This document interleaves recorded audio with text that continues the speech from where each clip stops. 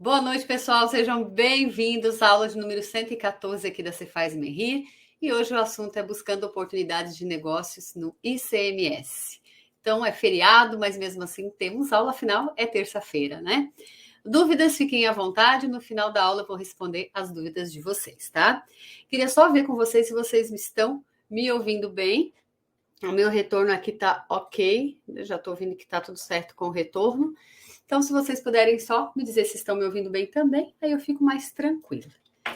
Bem, já vou compartilhar a tela. Deixa eu só, acabei não ligando aqui a minha iluminação, mas eu acho que tá bom, né? Acho que tá bom, sim. Bom, já vou compartilhar aqui a minha tela e já vamos começar, né? Vamos lá. Bem, a ideia da aula de hoje é colocar, assim, algumas coisas que eu encontrei no dia a dia, algumas coisas bem práticas, nos meus trabalhos de revisão, nos meus trabalhos aí do dia a dia no ICMS, de consultoria, o que você pode encontrar de negócios dentro do ICMS. Então, são algumas dicas, alguns cases que eu encontrei, alguns cases de sucesso, outros não tão de sucesso assim, né? Porque eu gosto de trazer também a parte, não é que eu gosto, eu preciso trazer também a parte não tão boa, né? Porque a gente fala muito de recuperação de crédito dá muito dinheiro, isso dá alguns negócios dentro do ICMS, claro, são mais lucrativos que outros, mas a gente tem que sempre fazer isso com os pés no chão. Como eu sou mais conservadora, eu sou mais dessa linha, né, conservadora, eu não gosto de arriscar tanto, eu prefiro muitas vezes não ter, né, não ter um ganho do que arriscar muito, mas isso é o meu perfil, né? Cada um tem o seu perfil. Só você tem que saber medir isso e passar isso para o cliente. O cliente tem que saber quando aquele trabalho é arriscado. Quando você entra numa questão de recuperação de crédito, até que ponto é seguro e até que ponto não é seguro. Claro que garantir 100% de segurança em tudo é muito difícil, né? Trabalhar com tributário no Brasil e a gente ter aquela certeza que nunca vai acontecer nada de errado, né? Essa certeza quase que não existe. Mas a gente tem que ser um pouco mais pé no chão, passar para o cliente quando é arriscado. Tem essa linha de pensamento, tem algumas pessoas, alguns profissionais que defendem esse, outros defendem aquele, para ver o que o cliente vai tomar de decisão, sabendo que tem situações que são bastante arriscadas, tá? Ok, a Márcia e a Jane estão na aula, estão me ouvindo então? Acredito que sim, né? Então tá, gente, vamos lá. Bem, eu coloquei esse nome, né, buscando oportunidade de negócio no ICMS, mas é mais para mostrar isso mesmo, o que eu já encontrei dentro do ICMS, o que dá para encontrar ali dentro, né? Que tipo de trabalho a gente consegue. E claro que o mais comum quando a gente fala em negócio, eu estou pensando no trabalho em geral, tá? O mais comum é você ser empregado de um escritório de contabilidade, né? Isso é bastante comum e é o que a maioria dos contadores fazem, né? Pessoal da nossa área, principalmente quem trabalha com escrita fiscal, a grande maioria está aqui, né? Empregados de escritório de contabilidade. Show de bola, é um tremendo é uma tremenda de uma escola, né? A gente vê tudo dentro de um escritório. Quando eu digo vejo tudo, eu estou falando da questão de tipos de empresa. Então, às vezes, você faz uma indústria, daqui a pouco você tem um cliente que é comércio, você tem um cliente transportadora. Então, é verdadeira escola, não é verdade? A questão prática mesmo do negócio, você vê tudo ali dentro do escritório, ou quase tudo, a não ser que o escritório é muito nichado, né? Meu escritório só atende transportadora, o meu escritório só atende construção civil, o que também é bem bom. Né? Se você consegue nichar o seu negócio, até na Cefaz Merri, o Caio, né, ele defende muito isso. Ele estava lá debatendo com a Juliana e com o Lucas Lima, né? O contador revoltado, debatendo essa questão de defender mais a parte generalista e o Caio sempre defendeu muito a parte de ser especialista. Então, quando a gente fala em escritório de contabilidade, ser especialista, ser nichado, é mais difícil, né? Porque imagine, você vai abrir mão de vários clientes para focar em um só. Eu conheço escritório que é focado em construção civil, que tem também outras atividades, mas o nicho principal dele é a construção civil. Conheço escritório que é focado em questão de combustível, posto de combustível, distribuidoras, e também um que é focado em transportadoras. São os que eu conheço. Claro que deve ter mais, muito mais por aí, né? Mas você sendo empregado ou sendo o dono, né, de um escritório de contabilidade, é um dos dois negócios mais comuns dentro da área fiscal, dentro da área contábil. Empregados de empresas industriais, comerciais, transportadoras, serviço de comunicação, claro, a gente está falando do ICMS, então setor fiscal, né? Ou setor contábil, às vezes tem outro nome, mas você está lidando com débito, com crédito, com apuração de ICMS. Então, o principal negócio dentro do ICMS é ser funcionário, né? Ou dono de escritório de contabilidade. Aí nós temos aqui outros que eles chamam às vezes, eu trabalho por conta própria, mas assessoria fiscal, consultoria fiscal, né? Então, qual é a diferença, né? A diferença assim, entre os dois é mais de contrato até, porque assessoria é mais um acompanhamento. Você dá uma assessoria, você vai lá e ajuda a implantar determinado tipo de operação, você fica acompanhando aquilo ali. A consultoria ela é mais cirúrgica, né?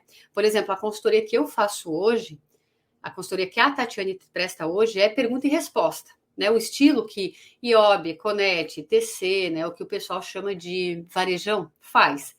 Não é igual, eu só estou dizendo que é o estilo, porque a minha consultoria ela é mais direcionada, né? Ela é mais personalizada. Não é aquele monte, não tem aquele monte de cliente que fica ligando o dia inteiro, né? Então, tem essas consultorias varejão, que o cliente vai lá, faz uma pergunta e o consultor responde, que é o que, de certa forma, eu faço também. Tem consultoria mensal, tem consultoria por hora marcada. Então, você pode, se você quiser trabalhar com consultoria e assessoria, você pode desenhar o tipo de consultoria que você presta. Uma coisa que eu fazia antes e eu não faço mais é a questão de assessoria, né? Você está mais dedicado a determinada empresa, aquela empresa precisando de ti, tu tá lá, postos, para ajudar a implantar, até parametrizar sistema, muitas vezes a gente fazia isso, hoje eu não consigo mais fazer por causa da demanda de aulas, né? Mas é um bom nicho aqui, ó. Esse acompanhamento, sabe? O que eu vejo que às vezes o pessoal tem muita carência no mercado. É essa consultoria, essa assessoria mais personalizada, mais de acompanhamento. Eu vou contratar a Tatiane para dar esse tipo de consultoria. O que a Tatiane faz hoje? Você tem dúvida, você me liga, eu te respondo. Não, Tati, esse tipo de consultoria eu não posso, hoje eu não quero, eu preciso de um acompanhamento. A Tatiane não pode, mas tem profissionais que fazem isso, né?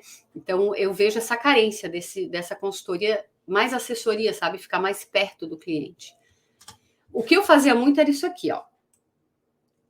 Esses dois aqui. Hoje eu não faço mais por falta de tempo, mas é um trabalho, gente, que a revisão tributária, acompanhamento de soluções, a revisão das obrigações acessórias, assim que eu saí dessa consultoria varejão, né? Que a maioria dos nossos alunos sabe que eu trabalhava nessa consultoria mais varejo, saí para trabalhar de forma autônoma e eu comecei a fazer esse tipo de trabalho aqui. Era o que eu fazia antes de começar a dar treinamentos novamente, que eu já fazia treinamento dentro da consultoria. Quando eu saí do trabalho, eu comecei a fazer essas revisões. E a gente vê muita coisa em revisão, é muito legal também, é um trabalho bacana, porque você começa a conhecer a empresa, as empresas que você trabalha, né? Então, o que eu faço, o que eu fazia na revisão que deu muito certo? Eu sempre começava a olhar, eu não gosto de usar a palavra auditoria, porque eu não sou auditora, né? Então, mas o que eu fazia não deixava de ser uma espécie de auditoria. Eu fazia uma revisão, eu pegava a amostragem, dependendo do tamanho da empresa e do que eles me pagavam, eu olhava o mês inteiro, nota por nota. Tudo tem negociação.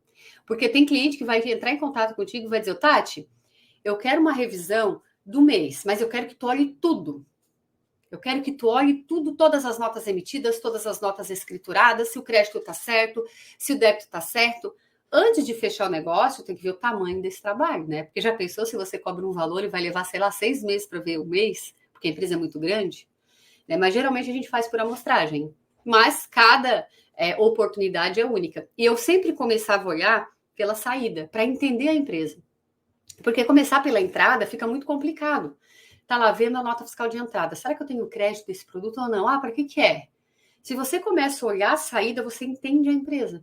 Então você tem que pedir, né? Começa pedindo os documentos da empresa, cartão CNPJ, contrato, para dar uma lida o que ela faz, entende ela primeiro. Depois você começa, pede ver se tem regime especial, isso é muito importante. Vocês têm algum tipo de regime especial junto ao Estado, já que o meu trabalho é ICMS? Tenho, mas não é de benefício, não importa. Tudo que eles tiverem de regime especial, eles têm que te passar. Naquele período, né, que estiver acobertando o período que você está analisando. Porque você tem que olhar depois, a apuração está correta. Daqui a pouco você aponta uma nota fiscal que está com uma informação errada, ou falta uma emissão de nota de uma operação, e eles têm um regime especial dizendo que é uma por mês. Então, você precisa entender, ver tudo que aquela empresa tem, atos concessórios, regimes especiais, autorizações pontuais do fisco, para você poder fazer essa revisão de uma forma mais assertiva, né? E não perder tempo. Porque eu já perdi tempo. Porque no início, quando você começa, você está meio no escuro, assim. Então, você esquece de pedir alguns documentos, vai pedindo ao longo do trabalho. Então, já vai fazendo um checklist. É a tua primeira vez? Pega a empresa, cobra um valor, a primeira tu vai te ficar calejado, assim. Daí tu vai anotando, opa, quando eu mandar a relação de documentos, eu tenho que pedir isso também. Você vai fazendo seu checklist, deixa meio que pronto. Fechou o negócio? Ó, preciso desses documentos, né? Eu tinha um cliente que era um escritório de contabilidade, que eu tinha a senha do sistema. Eles me passaram a senha do sistema para eu mesma ir lá e consultar as notas, gerar SPED, não gerar o SPED para entrega. Só que eu tinha o acesso a consultas. E era bem legal isso. Eu tinha acesso a consultar, tirar relatório, só que eu não conseguia mexer em nada. Era tudo travado. Então, era bom porque o que eu precisava era consultar mesmo, não precisava mexer. E ajudava muito, facilitava o meu trabalho, e eu não ficava pedindo toda hora documentos para eles. Mas foi apenas um que eu tinha esse acesso, né? Os outros não me davam acesso. Mas é uma forma de todo mundo aqui andar junto, porque às vezes, gente, o que acontece? Você é contratado por uma empresa para fazer um trabalho. A contabilidade já não vai te olhar assim com bons olhos, a contabilidade daquela empresa, porque você vai validar o trabalho deles. Esse que me deu a senha era o escritório de contabilidade. Ele me contratou para olhar o trabalho que eles estavam fazendo para os clientes deles. O que é bem bacana também. Uma pessoa de fora olhando. Porque imagine, você está lá fazendo a escrita fiscal, né? Você faz os lançamentos, você confere a emissão das notas e você mesmo vai conferir o seu trabalho.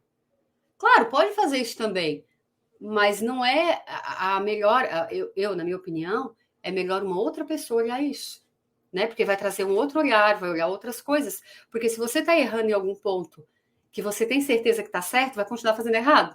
Né? Então, por isso que é importante uma outra pessoa fazer isso. Bom, então eu gosto, né? Que a minha dica é começar a olhar a saída primeiro. Pede todos os documentos, pede regimes especiais, leia, entenda. Opa, tem o TTD 409. Você vai ter que entender esse TTD para poder fazer a revisão daquela empresa. Porque senão não vai dar certo, né?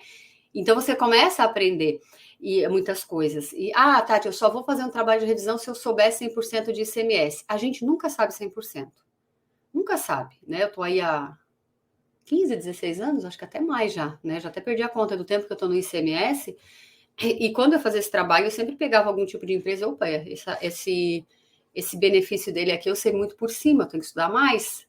E eu fazia isso, estudava primeiro e aí começava o trabalho. Então, olha a saída, depois a entrada vai ficar muito mais fácil. Aí tu já vai com um olhar crítico, bem crítico mesmo. Eu olhava sempre procurando coisa errada. Será que tá certo isso aqui? Sempre olhando se tava certo. Tá? Não, tá certo, isso aqui tá errado. E eu anotava tudo, tá, gente? Às vezes era uma bobagem. Ele só errou uma observação, porque estava faltando numa devolução a observação do motivo da devolução.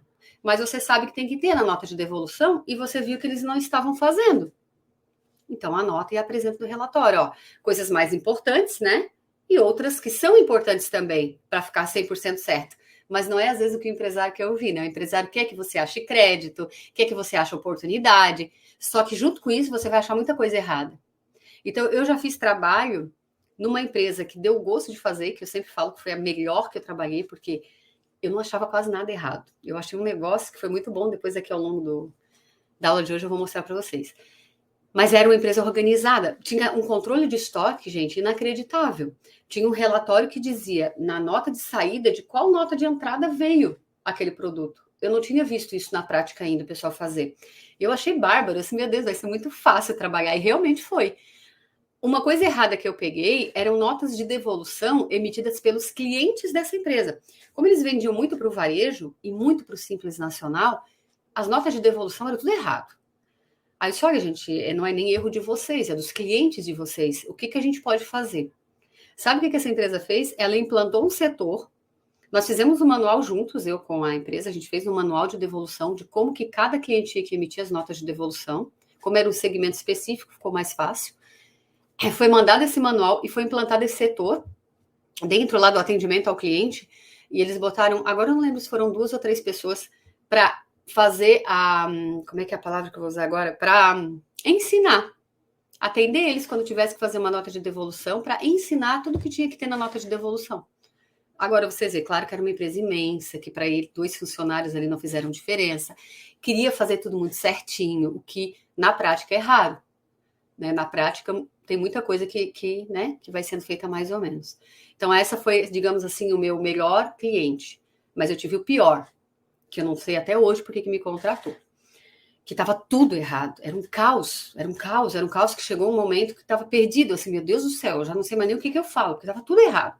Nota de saída errada, crédito errado, parecia assim que não tinha nada certo. O relatório ficou gigante de apontamentos de coisas a arrumar, né? Em resumo, gente, essa aqui, a maioria eu fazia acompanhamento das soluções, tá? Olha, eu faço o trabalho, eu aponto os erros, eu acompanho até a gente arrumar as coisas que eu levantei. Essa empresa foi desistido esse acompanhamento, porque ela, ó, assim, mas para que contrataram? Só para validar que tá tudo errado? Né? Tá bem complicado. Então você vai se deparar aí no dia a dia com aqueles que realmente vão ouvir o que você tem a apontar e aqueles que não estão nem aí, né? Isso faz parte. É frustrante, mas faz parte. Né? Então eu me apego aos que são bons, né? Os que quiseram arrumar. Gente, isso aqui, ó, é uma coisa que vem crescendo, assessoria para empresas desenvolvedoras de sistema de escrita fiscal, né? Eles precisam muito desse trabalho, de assessoria mesmo, porque aquela empresa, o foco dela é desenvolver o sistema e ela precisa de um contador para isso, para ajudar, para orientar, principalmente quem trabalha na prática. Para mim, nesse caso que envolve desenvolvimento de sistema, quem nunca trabalhou na prática vai se virar? Vai. Mas quem trabalhou na prática vai saber muito bem cada coisa que alterar o sistema, o que vai impactar lá na frente. E aqui é uma função muito legal, é uma oportunidade muito boa, né? De trabalho, essa assessoria para desenvolvedor de sistema. Acho bem bacana aqui. Treinamentos. Você não precisa fazer treinamento tipo a Juliana e a Tatiane, que dão a cara a tapa aí, porque realmente às vezes, principalmente quando eu comecei, ainda tem vezes que me dá essas crises existenciais, não sei se acontece com vocês, mas acontece de vez em quando comigo, que eu fico pensando, meu Deus, onde é que eu fui me meter, né? De vez em quando eu fico pensando, que loucura, porque tu vai dar um treinamento e tu não sabe as pessoas que vão estar lá, o que as dúvidas que eles vão ter, é sempre um tiro no escuro, né? Quando é um assunto que você que é muito nichado, como por exemplo, o TTD 409, para quem trabalha muito tempo com isso, como é o meu caso, dou muito treinamento sobre isso, o que perguntarem eu vou saber responder, né? Porque eu já estou há muito tempo sobre isso daí, não tem como ser diferente. Agora tu vai dar um curso de atualização de CMS. Não, pode vir qualquer coisa. Né? Você tem um script? Tem, mas tem muita gente que não, ela não falou de tal assunto, eu estou com dúvida. E o pessoal pergunta. Então tem gente que não quer isso, né? Que não gosta, que tem que falar em público. Mas dá para fazer também, gente, e foi uma coisa que eu fiz lá no passado, e eu até esqueço às vezes de comentar, treinamento interno. Antes de entrar na consultoria, eu trabalhei numa empresa varejista grande, que tinha muito ECF, né? Então, dava muito problema no ECF. Quando eu entrei, aquela parte ali era um caos. Eu disse, como é que eu vou fazer isso? Primeiro eu estudei, porque eu nunca tinha trabalhado com cupom fiscal. Então, eu fui lá, estudei os anexos 8, 9, o anexo 5, que fala um pouquinho de cupom, entendi a parada, né? Fui montando uma espécie de manual para os faturistas. E fui mandando esses manuais. Foi dando uma melhoradinha, mas ainda eles não liam, né? Então, o que a gente começou a fazer? Treinamentos periódicos com esse pessoal, principalmente quando era novo. Porque a empresa tinha o hábito, como tinha filial no estado inteiro, era só em Santa Catarina, e ela tinha o hábito de trazer os funcionários novos para uma reunião interna, para colocar as regras, dar as boas-vindas. Aí eu combinei com a RH de a gente fazer esses treinamentos internos já. Quando a pessoa vinha, eu apresentava a empresa, fazia o trabalho deles e depois passavam para mim. E aí eu já fazia o que eles tinham que fazer, o que era cupom, o que era redução Z, qual era a importância de não jogar a redução Z fora, que o pessoal jogava, né? Acontecia de tudo. E melhorou muito o trabalho. Então, de repente, o teu escritório pode fazer isso com seus clientes. Esses treinamentos internos periódicos. Por que não focado naquele cliente? Sei lá, escolhe um cliente por mês. talvez não tem que fazer um pouco mais, né? Porque tem escritórios aí que são muito grandes. Ou comece com aqueles que dão um honorário maior, né? Que queira esse treinamento interno, começa a queimar fogo com quem realmente precisa, que queira. Porque, gente, é frustrante quando você monta todo um treinamento com quem não está querendo aprender, né? Isso é muito frustrante. Isso eu posso falar porque já aconteceu também. Então, de repente, você entra em contato com os clientes, olha, a gente tem isso, a gente pode... Cobra! Não está dentro do honorário? Cobra, ó. A gente está levantando tais problemas, nós temos um treinamento interno para dar para os teus funcionários. Tu queres? Qual dia? Né? Então, tu começa assim. Né? Não precisa ser aquele negócio de data show lá na frente, faz um círculo e começa a conversar, explicar, mostrar os documentos, fazer bem prático, né? E aí, a gente tem que fazer a linguagem da pessoa que está lá para entender, né? Porque eu gosto de dar treinamento para contador. É muito mais difícil para mim dar treinamento para quem não é contador, porque é outra linguagem. Quem está ali no escritório de contabilidade vai ter mais facilidade do que a Tatiane de falar com os clientes, porque sabe como que é cada cliente, né? Daí tu consegue fazer a linguagem daquele cliente. Certo? Bom, aí, opa! Gente, aqui, ó, recuperação de crédito. Aqui é o boom do momento, né? A gente está aí desde 2017, só se fala em recuperação de crédito, principalmente por causa da substituição tributária. Em relação à restituição, ressarcimento, a gente está tendo aula na plataforma, já tem 2 aulas, né? Semana que vem ou na outra. Esse mês vai ter a 3ª aula. E depois a Marina vai dar dicas, né, da DRCST, dicas práticas, que ela faz muito da DRCST. Já combinei com ela, dia 7 de dezembro, inclusive, a aula. Então, ela vai dar dicas bem práticas de DRCST ali, de erros que dá no dia a dia, como que ela faz para consertar, né? Porque a parte teórica eu estou passando. Daí eu chamei ela, que ela faz no dia a dia, vai ser uma aula bem mais legal. Bem, mas a recuperação de créditos foi o boom do momento, está sendo ainda, só que vem diminuindo. Ela tomou muita força quando o pessoal conseguiu desenvolver o DRCST, Paraná, a DRCST, lá no Rio Grande do Sul, ajuste, né? E o pessoal começou a recuperar bastante crédito. Mas a gente vai falar um pouquinho melhor sobre isso. Mas não é só o ICMS-ST que dá recuperação de crédito. Tem outras coisas que você pode encontrar. Por isso que você precisa entender a empresa. Imagine, o comércio é mais fácil. Porque não tem muito que inventar no comércio, não é verdade? É compra e venda. Ah, você pega uma empresa de confecção, uma loja de confecção. Sei lá, vamos supor que a Renner é seu cliente. O que a Renner faz? Ela revende? Ela revende roupas, ela revende alguns acessórios. Compra e revenda. Tu tem que só identificar se o produto é ST. Se não é ST e é tributado, a maioria que está lá é tudo tributado, ok, tu tem crédito na entrada. Aí você tem que dar uma olhadinha, pode ser que está passando alguma coisa que o sistema se atrapalhou e não aproveitou o crédito, que eu já peguei erro de sistema. Não foi de não sabia que dava crédito. A empresa é muito grande, passou batido por todo mundo. E aí eu peguei nessa revisão, e foi a amostragem, porque a empresa era enorme, tive sorte de pegar a nota certa, né? As minhas amostragens sempre eram bem grandes, tá? Eu pegava uma amostra grande para ver se eu achava mesmo alguma coisa. Então, não é só ST. Eu vou mostrar aqui na sequência alguns casos que eu peguei nessas revisões para dar uma animada aí para vocês fazerem isso, tá? Eu tenho uma colega que trabalha no escritório de contabilidade que entrou um cliente novo. O que ela fez? Ela entregou o primeiro mês da escrita e deu uma olhada no passado. E ela encontrou aqui uma recuperação, ó. Não vou falar o valor, tá, gente? Mas altíssima. Porque o pessoal não estava acreditando numa coisa que dava crédito. Então, era um valor bem relevante. Então, às vezes, quando entra cliente novo, é uma boa oportunidade também de dar uma olhadinha lá no passado daquela empresa. Restituição de ICMS-ST, que entra aqui a DRCST, a gente já vai falar disso, e assessoramento de peritos. Aliás, é uma coisa que os peritos estão procurando também, né? A ajuda. Olha, eu preciso que você olhe isso para mim, me ajude a fazer cálculos. Então, você pode entrar nesse assessoramento aqui também. O negócio é ficar ligado para as oportunidades, né? Bem, gente, uma dica importante, coisas que euzinha já cometi de erro, foi contratada para fazer uma revisão. E eu não me liguei que tinha crédito. Lá no comecinho, bem nos primeiros, que eu podia achar crédito. Não, no primeiro foi só revisão, não achei nada. Quando eu achei crédito, eu não tinha colocado no contrato que se eu achasse crédito a recuperar, eu cobraria um percentual X. Ou seja, aprendi, né? Não recebi o dinheiro a mais, mas aprendi que eu tenho que ficar ligada.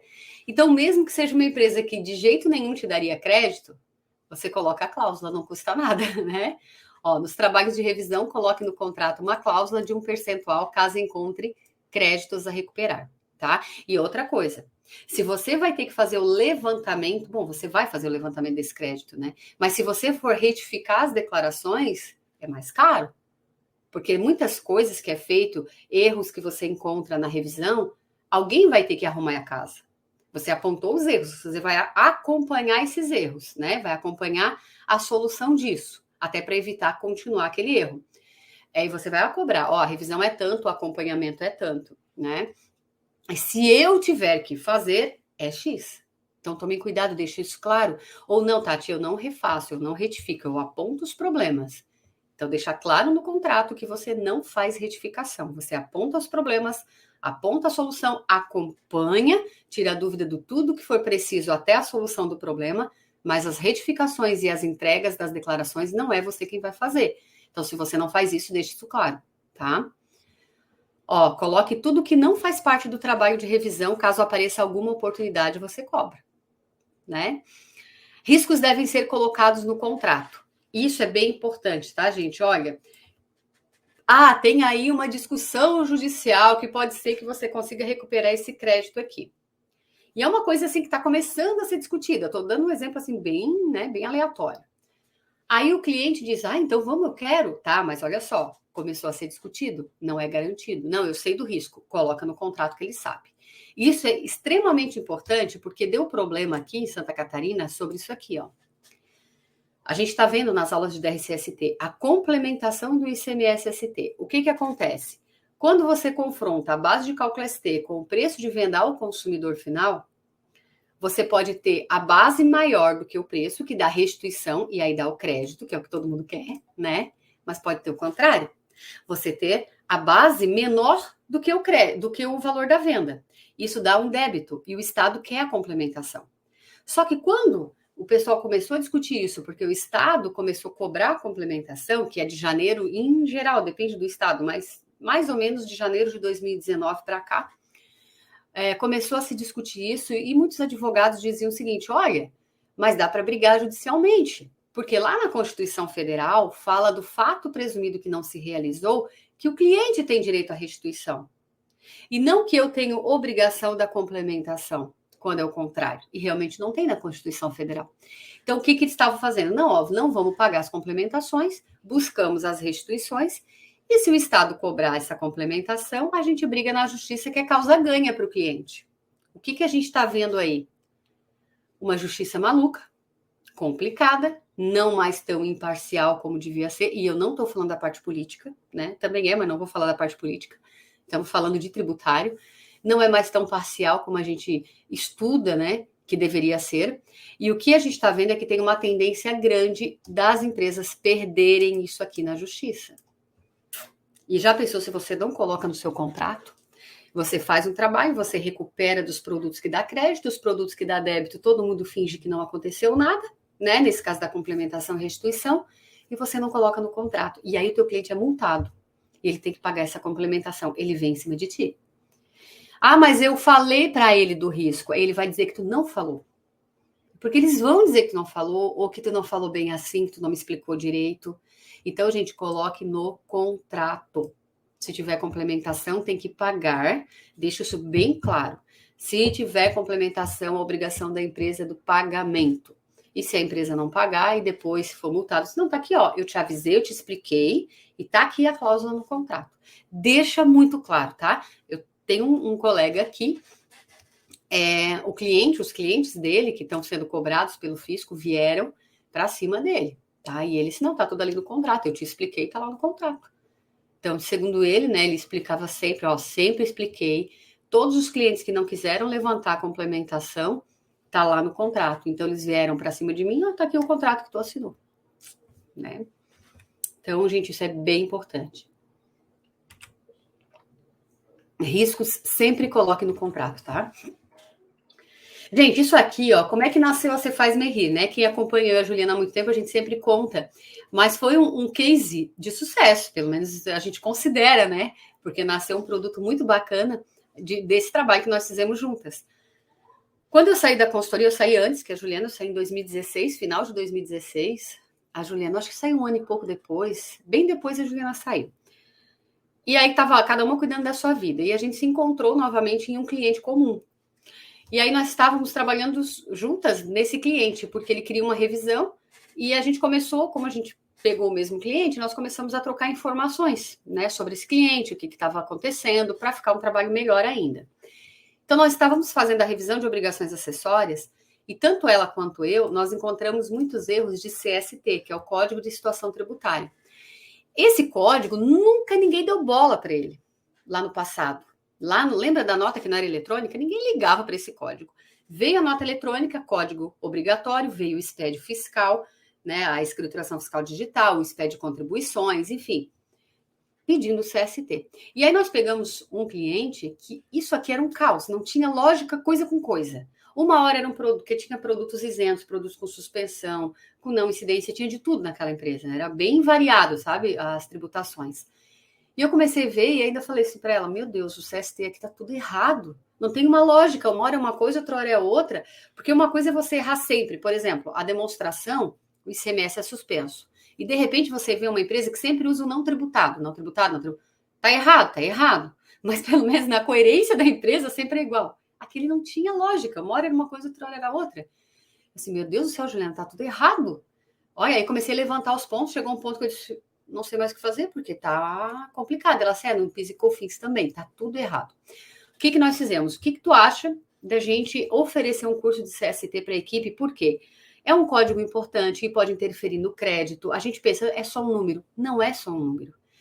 O CST, o primeiro número do CST, que é a origem, pode interferir na alíquota interestadual. Interna não, mas na alíquota interestadual interfere. Até o benefício fiscal, se é só para importador, por exemplo, e a origem está errada, o Estado pode descaracterizar. O código de CST errado pode implicar que o teu crédito não foi apropriado, ou se foi apropriado está indevido. Então, tem muita coisa que envolve CST, né? Nós temos um curso completo de CST dentro da plataforma. E surgiu por causa disso aqui. Só, olha, vamos montar um curso de CST para essa equipe, para esses clientes? Aí eu assim, tá, mas um curso de CST foi até a ideia, né? A Juliana que começou com isso. Mas um curso de CST, né? Ficar falando de código.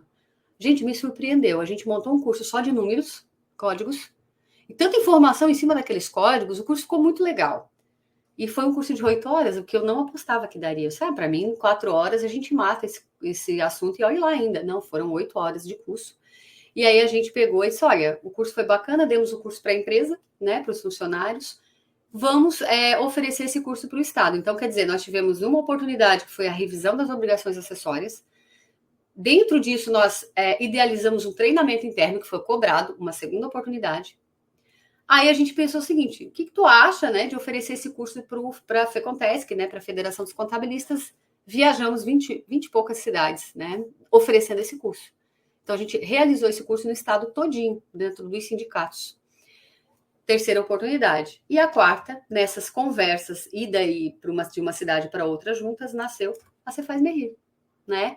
Aí a gente ficou naquela, o que tu acha de a gente fazer um banco de dados de perguntas e respostas? Até a gente assistir uma aula do Novo Mercado, que é muito parecido com a Cefaz Merri, só que na esfera do marketing, né?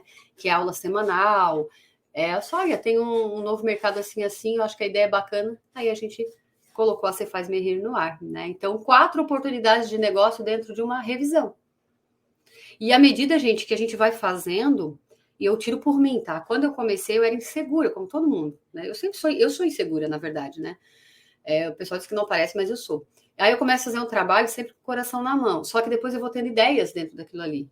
E é normal, à medida que você vai trabalhando, você vai sempre olhar pensando no negócio. É natural.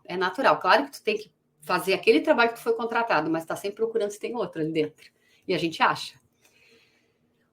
Mas eu não gosto de treinamento, eu fico com vergonha, eu fico nervosa. Faz parceria, indica outro profissional. Também dá, né? E não é todo mundo que quer treinamento, tá? Quando tu faz uma revisão interna, não é sempre que a pessoa vai querer treinamento. Tu oferece, olha, eu posso fazer um treinamento interno, eu posso montar. E às vezes, como eu te falei, esse treinamento não precisa ser você lá na frente falando e um monte de gente sentadinho. Tu pode fazer um círculo, às vezes é para 2 pessoas. Você vai treinar aquelas 2 pessoas para realizar um trabalho. Isso é bem legal, tá? E aí você não vai ficar nervoso, porque daí tu vai estudar, tu vai montar, vai sentar com a pessoa e vai, né? Mostrando o que é a importância, onde é que interfere.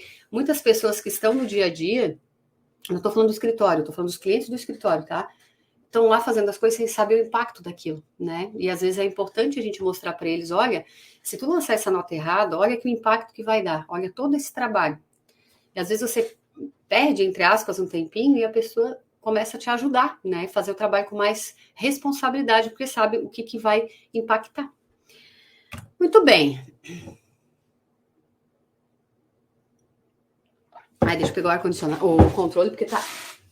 Aqui ficou um forno. Bom, gente, aqui foi um caso, né? Aqui foi um case. Para mim foi o melhor de todos, com certeza, porque nasceu Se Faz Me Rir e eu e Juliana somos apaixonadas pelo. Não é mais projeto, né? Pela escola.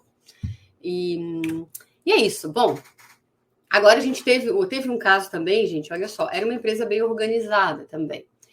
E eu não achava muita coisa ali, não. Tava quase tudo certo, achava uma coisinha ou outra, fui apontando. E aí eu descobri que era uma empresa, por isso que é bom a gente sempre olhar pela saída primeiro. Ela era exportadora, ela exportava produtos. Mês exportava muito, mês menos, né? Mas exportava. E lá na regra do crédito diz o quê? Que serviço de comunicação gera crédito para a empresa exportadora. Ou serviço de comunicação quase não gera crédito para ninguém. Só gera crédito para quem também presta serviço de comunicação, que é raríssimo você pegar aí no dia a dia uma empresa assim, e exportadora. E eu peguei uma exportadora, né? E ela tinha muito coisa de telefone, claro que com WhatsApp, na época nem tinha tanto, era bem, o pessoal usava muito pouco hoje, né? Foi diminuindo os custos, né, de comunicação, mas ainda essas grandes empresas gastam muito. Então, o regulamento diz que serviço de comunicação gera crédito para uma exportadora na proporção das saídas exportadas. E essa empresa, ela fabrica mosaicos, ela exportava em média 85% da produção. Então, ela conseguia recuperar 85% do valor do semestre da nota. E aí, o que a gente viu? A gente apontou isso, não era tanto assim, tá? Pelo tamanho da empresa, não foi aquilo tudo, mas para mim, que trabalhava com recuperação de crédito, eu achei o máximo, achei isso aqui. 120 e poucos mil de crédito, eu achei o máximo. A empresa gostou, mas não se sentiu tão empolgada, tá? Porque não, para uma empresa gigante não era tanto. Para mim foi o máximo, eu gostei. Quisera toda empresa a gente achasse esse valor, né? Mas olha só, não era todo mês 85, era uma média. Então, o que a gente tem que fazer? Nesse caso aqui, o regulamento diz que o crédito é proporcional à exportação, né? No crédito de comunicação. Então, você vai dos últimos 5 anos, que é o que você pode recuperar, são os últimos 5 anos contados da emissão do documento. Então, você vai lá, qual é a nota mais antiga dentro desse prazo de serviço de comunicação. Aí você pega aquela nota e verifica dentro daquele mês o que teve de exportação. Ah, Tati, nesse mês não teve nada, então esquece, aquele crédito é zero. Vai para o próximo mês, na próxima nota. Né? Tu vai olhar mês a mês. Ah, naquele mês foi 85%. Então, 85% daquele ICMS você pode fazer o crédito, porque ele é proporcional às saídas exportadas. Então, você faz uma regra de 3 simples, tá? Então, gente, o caso aqui, ó, eu botei assim uma média porque a gente assina um documento de confidencialidade, então a gente não pode ficar colocando planilhas para mostrar nem nada, nem que não tenha um nome. Depende da empresa, ela até deixa. Tem empresa que não. Então, morreu ali, não pode falar nada. Então, era uma média, né, de 20 mil reais por mês de despesas com comunicação. Então, a alíquota na época era 25, então você tem que cuidar também isso. Qual é a alíquota? Você vai recuperar um crédito do passado. Qual é a alíquota daquela época? Porque comunicação mudou agora, em abril. Não, em julho. Em julho desse ano, né? Julho mudou. Agora é 17, mas era 25. Então, tu vai pegar a alíquota da época e aplicar. Então, no caso aqui, era 20 mil. Vezes 25%, dá uma média aí de 5 mil por mês, né? 85% dos 5 mil que você poderia acreditar, deu 4.250. Então, supondo que todo mês fosse essa realidade, só supondo, né? Daria mais ou menos 127.500. Foi mais ou menos isso que a gente recuperou. Percentual que a gente cobra varia muito, tá? Tem uns que conseguem 20%. Eu vi um caso, nem fui eu, tá? Que chegou para mim de um advogado que fez o levantamento, que ele cobrou 25% e a empresa fechou com ele. Eu assim, nossa, como tu conseguiu uma coisa dessa? Porque o 20 já é bem chorado, tá menos ali, uns 15, 16%, tá? É por aí, mais ou menos, 17. Então, imagina, ó, 127.500, né? Esse aqui, gente, eu tinha cobrado na época 10, tá? 10%, porque eu cobrei bem o trabalho de revisão. Então, ó, 127.500 vezes 10, aí eu vou fazer a conta ainda. Eu vou fazer a conta. Deu 12 mil reais, né? Então foi bom pra caramba, né? Ó, sem processo nenhum, apenas lançamento em conta gráfica. Por quê? O crédito extemporâneo, que é aquele crédito que você poderia ter aproveitado na época e não aproveitou porque não sabia, porque o sistema não calculou, enfim, o motivo não interessa. Você tem direito. Você faz o levantamento e acredita direto. O que eu sugiro? Planilha com tudo desenhado. Tudo. Sei lá, um Word lá, um papel que você vai escrever o que aconteceu, por que você entende que tem direito, como se fosse um laudo, explicando. Eu fazia isso, tá? Como eu tô falando no passado, porque como eu falei para vocês, hoje eu não tenho mais como pegar esse tipo de trabalho. Mas eu fazia muito isso, escrevia tudo certinho, o que era, o que não era, porque depois se desse alguma coisa de errado, né, o fisco quisesse entender o que aconteceu, eu tinha tudo anotado, era só mandar, né? E aconteceu algum caso, depois eu conto para vocês. Então, eu escrevia tudo, qual era a base legal, por que eu cheguei naquele valor, fazia todo o levantamento e deixava guardar, entregava para a empresa, claro, e ficava com uma cópia para mim. Isso facilita no futuro, caso dê algum tipo de problema, tá? E como você vai lançar no campo crédito extemporâneo, ele vai ficar evidenciado no SPED, na DIME, então é muito fácil o fisco olhar e dizer assim, 127 mil, a empresa é grande, mas mesmo assim, o que é isso? Tá lá apontado, você tem tudo na mão. Aqui, ó, foi um caso frustrante, né? Como eu falei para vocês, eu sou pé no chão e eu gosto de contar quando a coisa não dá certo. E eu vou contar os 2 casos aqui que não deram certo. Esse é um deles. Não é um valor muito alto, mas eu fiquei muito chateada com isso aqui, confesso para vocês. Então aqui, olha só, é um produto de informática em Santa Catarina. Os cases, gente, são de Santa Catarina, porque revisão eu só faço, né? Fazia, né? De Santa Catarina, não pegava de outro estado. Mas olha só, a empresa ela revende produtos de informática. E aí, em Santa Catarina, no anexo 2, artigo 7º, inciso 7º, tem a lista de produtos de informática com redução de base de cálculo. E o que aconteceu? Com o convênio 190 de 2017 e a lei complementar 160, né, de 2017, deixa eu explicar do começo para vocês entenderem. Existe uma lei federal, a Lei 24 de 75, que diz que para que um benefício possa ocorrer, os estados eles têm que ter uma aprovação do CONFAS. Do contrário, não pode. É para evitar guerra fiscal. Só que a gente sabe que nenhum estado ligava para essa lei, né, para essa partezinha desta lei. E colocavam aí benefícios à revelia à torta e à direita. Santa Catarina tinha um monte. São Paulo, Rio Grande do Sul, todo mundo tinha, né? Não adianta um falar mal do outro, porque estava todo mundo no mesmo balaio aí. Todo mundo tinha benefício não aprovado pelo CONFAS. O que aconteceu? O próprio CONFAS, que é uma reunião dos secretários, né, dos estados, decidiram o quê? Aprovar retroativamente esses benefícios para não dar uma quebradeira geral. Olha, vamos aprovar o passado, desde que os estados se comprometam a elencar esses benefícios numa lei interna, lei ou decreto interno. E assim os estados tinham que fazer.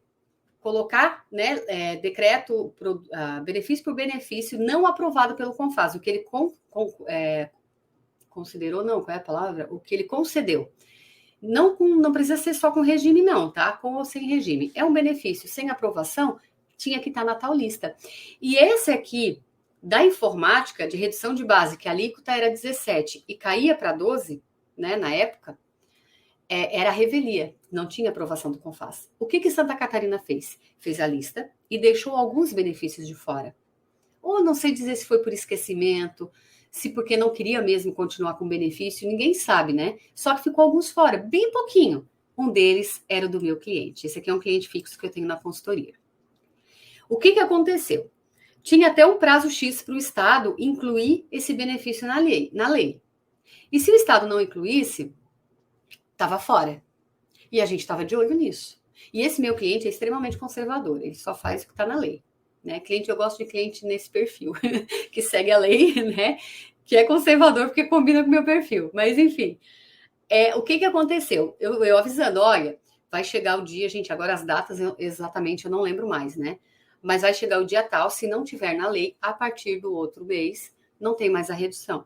Mas, se você manda uma dúvida para o CAF dizia o seguinte, olha, se tiver no decreto, no regulamento do ICMS, pode continuar usando. Então, eu trouxe essa situação para ele, olha, o Estado, o CAF, diz para continuar utilizando, mas pela regra não poderia. O meu cliente disse o seguinte, não, Tati, eu vou pela regra. Não vamos usar o benefício se não sair na tal lei. O que aconteceu? Não foi colocado na lei e o meu cliente ficou alguns meses, porque nem todos os produtos dele tinham redução, né? Ele ficou alguns, acho que foi 1,5 mês, 2 meses, foi por aí, foi esse período, tributando cheio. O que aconteceu? Que daí ele vende para consumidor final, né? 17. O Estado incluiu depois na lei, dizendo com data retroativa. Então, ele incluiu na lei dizendo que valia desde o dia tal. É como se o meu cliente estivesse usando a redução de base, nada tinha acontecido. É para ficar doido de raiva, né? Aí eu falei, poxa vida, agora eu não sei nem o que te falar. Esse não, a gente já sabe, trabalhar com tributo no Brasil é isso.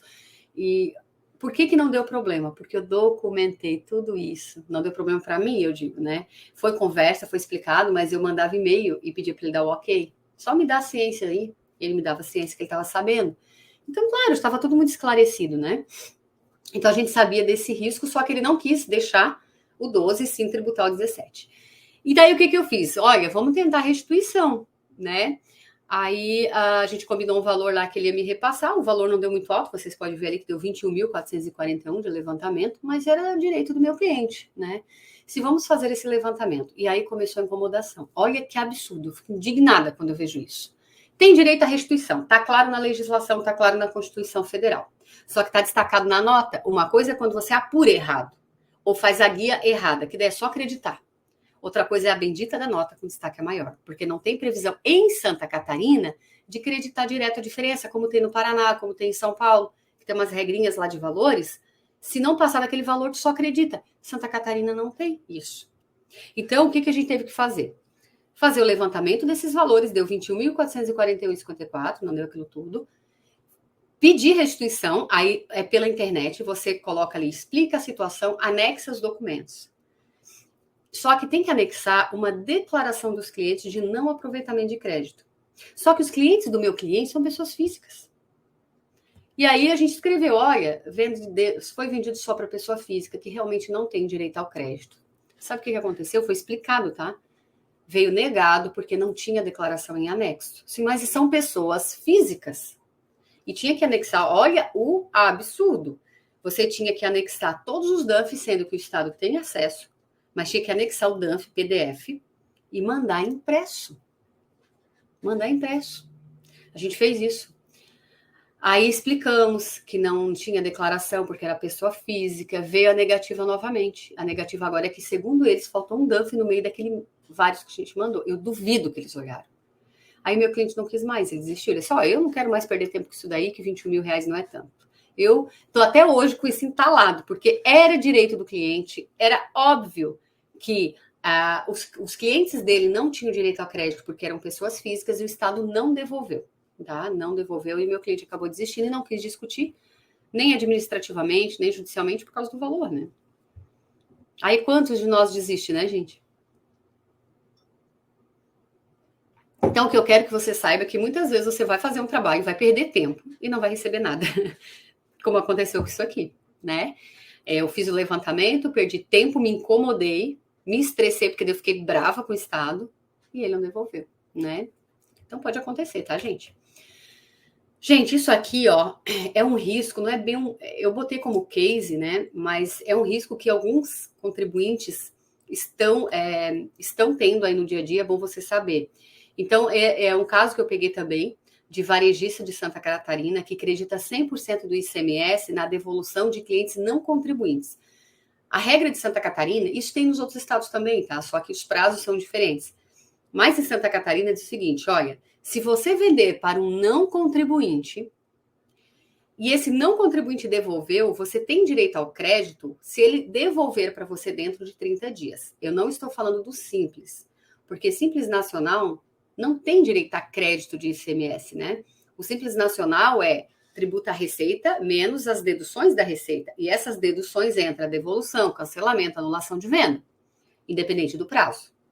Então, a questão do 30 dias é específico de Santa Catarina e específico para a empresa de apuração normal, quem ultrapassa o sublimite, né?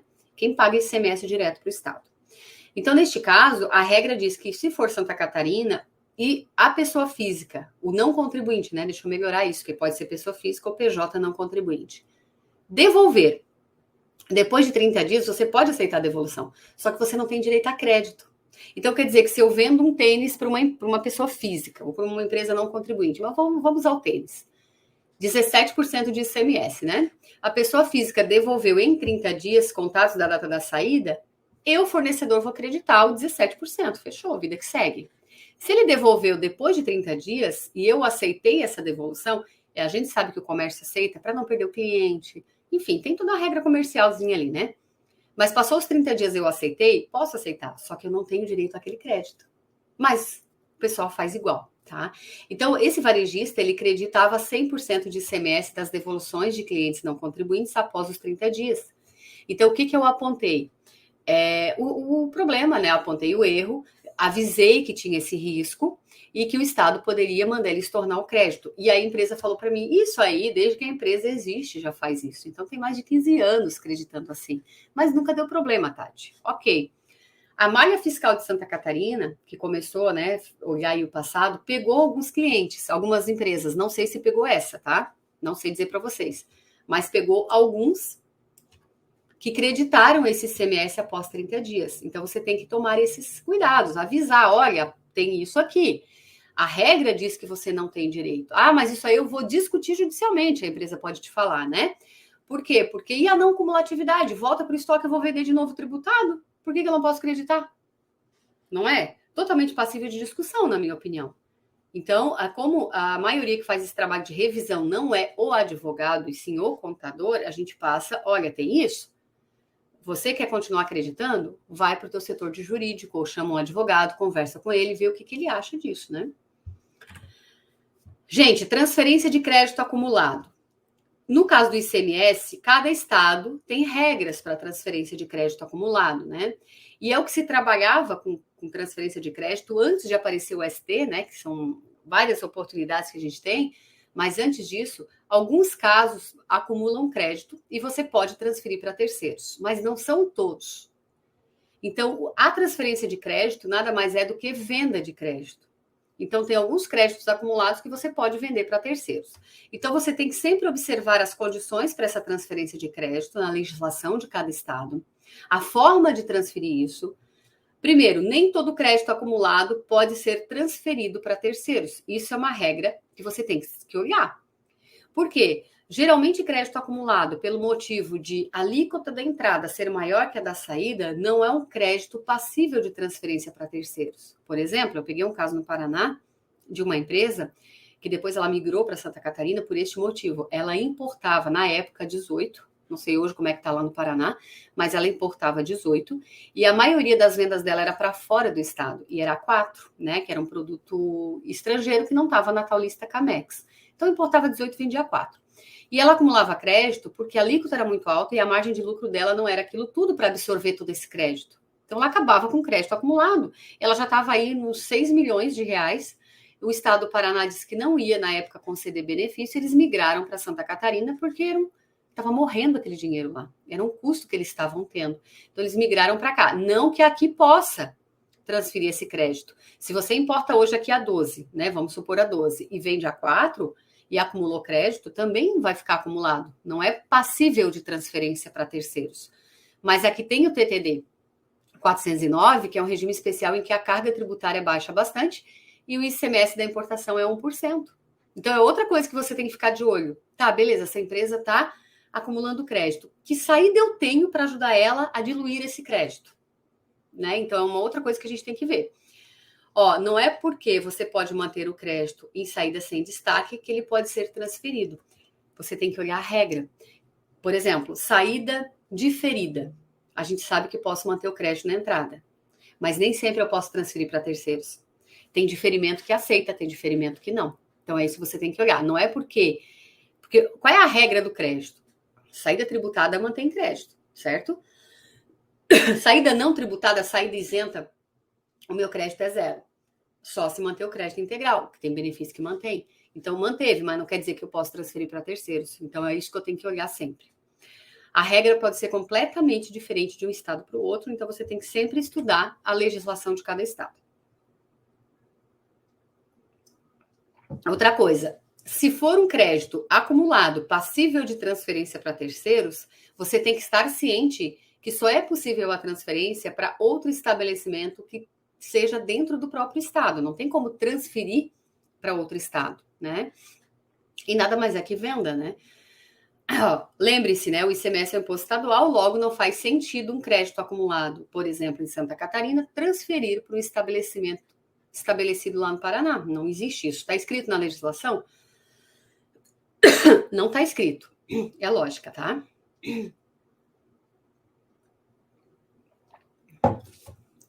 Analisar sempre as condições para o tipo de crédito acumulado. Saída isenta, qual é a condição de manter aquele crédito, a saída não tributada, a saída suspensa, a saída com ICMS diferido. Já aconteceu comigo de eu ser chamada para ajudar a transferir o crédito. Tati, olha, a gente está com crédito acumulado, a gente quer transferir para terceiros, mas a gente não sabe como. E ser um crédito acumulado indevido, porque aproveitou crédito que não podia. Já peguei caso de crédito acumulado errado, escrita fiscal errada. E também peguei caso, tá acumulado, mas é um crédito que não é passível de transferência para terceiros, você não perde, fica na tua escrita fiscal, porque tu só perde o crédito se passar 5 anos da não escrituração. Como está inscrito, vai passando para o período seguinte, tu não perde, mas nem todo crédito pode ser transferido para terceiros. Então, quando você encara um trabalho desse, a primeira coisa que você tem é validar se aquele crédito está certo. 4. Analisar se existe alguma obrigação acessória para informar esse crédito acumulado passível de transferência para terceiros. Por exemplo, em Santa Catarina, tem a DIME e tem o quadro 41. O quadro 41 da DIME é o quadro em que você aponta o crédito acumulado passível de transferência para terceiros. Então, você pode ter crédito acumulado não passível de transferência, fica lá no quadro 9. E vai continuar tudo no 9. Mas o crédito acumulado passível de transferência para terceiros, você copia do quadro 9 e passa para o 41. O Estado quer olhar o que tu tem de possibilidade de transferir e aí ele tem que liberar dinheiro, né? Porque se ele aceita a transferência, ele deixa de receber. A vantagem de adquirir créditos de ICMS, né? Tem muitas empresas hoje atrás de crédito, né? Tem banco de clientes, assim, como é que é? Não é banco, é relação de clientes meio que na fila, né? A Marina tem, na fila esperando, quando tiver crédito aí de clientes, manda para mim, né? Que eu quero comprar. Só que tá bem complicado, né? De achar crédito para essa galera toda que quer comprar. Mas, por exemplo, crédito acumulado de 10 mil reais. O adquirente, ele vai comprar 10 mil, mas ele não vai te pagar 10. Aí vocês vão ter um acordo ali, né? Vamos supor que nesse exemplo ele diz, olha, eu compro 10 mil de crédito, mas eu te pago só 9 mil. Então, esse R$1.000 é um deságio. O que vai acontecer na prática? Vamos supor que eu tenha 10 mil de crédito acumulado, é passível de transferência para terceiros. Aliás, são aulas que a gente vai colocar na SMR também, tá? As regras de transferência de crédito. A gente só está vendo, né? Tem muita aula para colocar ainda. Mas vamos supor que eu tenha 10 mil reais de crédito acumulado. Aí é passível de transferência, vi todas as regras, tá escriturado certinho. Achei um cliente que tem interesse. E eu vendi para ele por 9 mil. Eu vou baixar do meu crédito acumulado 10 mil, que foi o que eu vendi. Só que ele só vai me pagar 9. E ele vai acreditar 10, porque ele comprou 10. Ele me pagou 9 por causa da questão do deságio, né? Para valer a pena para os interessados. Agora, quem está na ponta comprando crédito é um alerta. Você tem que comprar crédito de quem você confia. Eu acho uma loucura sair comprando crédito aí de qualquer um. Tem um monte de empresa que trabalha certo, mas tem empresa que não. Toda profissão, né, gente? A gente sabe disso. Toda profissão tem o correto e tem o que não é. E na contabilidade não é diferente disso. Nós temos contadores extremamente corretos e temos uns que não são tão corretos. Ou daqueles que gostam de arriscar mais também, né? Nem todo mundo é conservador. Então, ou empresas, né? Você tem que confiar naquela empresa e saber que ela faz o certo, porque senão é muito arriscado, tá? Daqui a pouco você adquire crédito de terceiros e recebe aí um telecarinho, né? Uma circular, um fiscal dizendo, ó, fulano, quem comprou crédito da empresa X pode se tornar tudo porque aquela empresa era uma fraude. Ah, era uma empresa noteira. Pode acontecer, né? Então, cuidado nessas compras de crédito, tá? Vale a pena? Financeiramente, claro que vale. Você só tem que comprar isso de uma empresa idônea, tá? Bom, esse caso aqui, ó, também foi um caso que não deu certo. Porque olha só, indústria faz venda com diferimento para empresas exportadoras detentoras do benefício do Proemprego. O Proemprego é um pacotão de benefícios que existe em Santa Catarina. E dentro deste pacote, empresas exportadoras podem comprar matéria-prima, indústrias, né, exportadoras, com diferimento, ou seja, o fornecedor catarinense vende para ela sem ICMS, para ela não acumular crédito. E ela exporta sem tributação e vida que segue. O que diz a regra? Se você vende com diferimento, você pode acumular o crédito. Então, essa indústria aqui, ela não tem o Proemprego. O cliente dela que tem. O cliente dela comprava dela com diferimento e ela começou a acumular crédito aqui. Como o diferimento mantém o crédito da entrada, essa empresa chegou para mim com valor acumulado aí de 500 e poucos mil reais, tá? Era um valor assim, não era tão alto, mas já estava acumulando, né? Dali para frente, só ia aumentar aquele valor. E esse cliente estava comprando cada vez mais dela. Então, a tendência era acumular mais crédito. Clientes, né? Não era só um que tinha Proemprego. Na época, era um crédito passível de transferência para terceiros. E o Estado negou. E aí eles vieram para mim, Tati, perguntando, né? Fizeram uma consultoria, eu expliquei, não, olha, esse teu caso aí é passível de transferência, tá lá escrito, que é quem vende para quem tem Proemprego, mas tem regra, que é quem vende no mínimo 50% de toda a venda para o Proemprego. A empresa vendia 50 e poucos por cento, passava ali raspando, mas vendia mais. Então era passível de transferência para terceiros, estava tudo certo. Mas por que o Estado negou? A primeira coisa que eu lembrei, quadro 41 da DIME. Me manda as DIMEs. Fui lá ver, o quadro 41 estava em branco. O Estado não disse para eles, olha, o quadro 41 está preenchido, simplesmente negou. Porque o Estado vai olhar o 41 se você tem crédito acumulado passível de transferência. Então, o que a gente teve que fazer? Retificar o quadro 41 lá de trás, desde o primeiro mês que acumulou o crédito até agora. Só que a gente sabe que DIME você só vai conseguir retificar até março, né, do ano anterior até março do ano atual. Para trás não dá mais. Então, existe nesse caso aqui de crédito acumulado, que a gente está falando de Santa Catarina, né? DCAA. Acho que é esse nome, Demonstrativo de Créditos Acumulados. É DCA, tá? É Demonstrativo de Créditos Acumulados de Exercícios Encerrados. Então, a gente tinha que preencher isso, que era como se fosse um anexo à DIME. Então, ia dar certo. Só que isso demorou para ser feito, né, gente? O sistema tinha que entender como funciona para a gente ir preenchendo. E eu fui fazendo isso numa planilha de Excel, né, para ajudar aí esse negócio a ser implantado rápido. Nesse meio tempo, o Estado foi lá e revogou essa possibilidade de transferência de crédito. E a empresa não quis mais. Não, então deixa assim, a gente vai... Aí começaram a vender outros produtos, esse crédito acabou sendo diluído depois. Mas o que eu quero com isso? Que a gente tem que ser rápida. Não dá para marcar bobeira. Porque pode sim você encontrar um negócio e o Estado revogar depois, mudar. E aconteceu bem nesse trabalho, né? Então, gente, é isso. Né? Eu queria dizer para você que pode acontecer esse tipo de coisa também. Mas esse aqui dava de transferir porque foi revogado dali para frente, não o passado.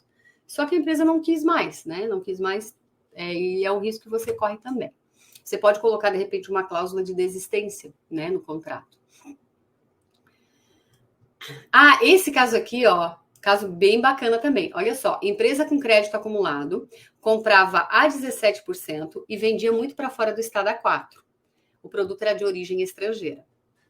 Estava com um valor acumulado alto e não era passível de transferência para terceiros, porque a compra vinha 17, ela vendia 4 e a margem de lucro, olha, para absorver esse crédito tem que ser a margem de lucro, né, para o débito ser maior. E ela, claro, que não atingia isso, então ela começou a acumular crédito. O que a gente pensou numa solução? Porque eles vêm para mim achando que vai ter fórmula mágica. Assim, não, gente, algumas coisas a gente pode fazer, né? Vamos ver o que dá. Então, ela aumentou a cartela de produtos dela, naquele segmento dela, a sugestão foi vender outros produtos, né, para ir absorvendo. E ela começou a vender produtos nacionais também, em que a alíquota interestadual era 12,7%, contratou um vendedor para efetuar mais vendas. Resultado, aumentou o faturamento e não pagou ICMS por um bom tempo. Não é toda empresa que quer fazer isso. Ah, não, outro produto, será?